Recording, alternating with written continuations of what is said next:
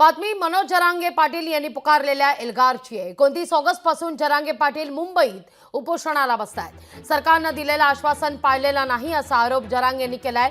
तर शिंदे समितीने चौथा अहवाल सादर केलाय। त्यात ज्या कुणबी नोंदी सापडल्यात त्या संदर्भात सरकारने गाव पातळीवर नोटीस लावाव्यात अशी मागणी जरांगे यांची आहे। 29 ऑगस्ट 2025 ला मुंबईत आम्ही जाणार।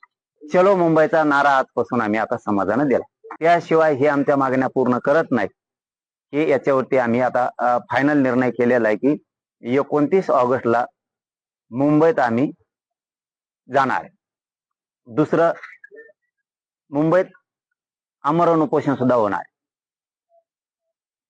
आमरण उपोषण 29 ऑगस्टला मुंबईत होणार आहे।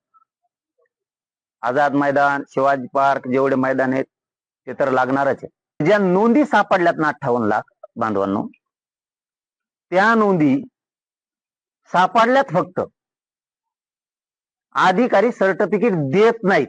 सरळ मागणी आहे सरकारकडे, मुख्यमंत्री देवेंद्र फडणवीस साहेबांकडे माझी। ज्या नोंदी सापडल्यात 58 लाख, त्या नोंदी ग्रामपंचायतला चिटका। लोकांना माहित होऊ द्या की नोंदी सापडल्यात आमच्या कोणाच्या।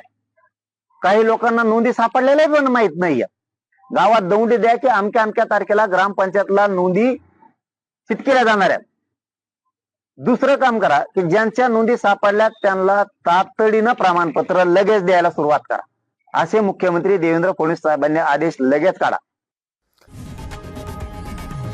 लोकशाही मराठी ऐका, पहा, जागरूक रहा।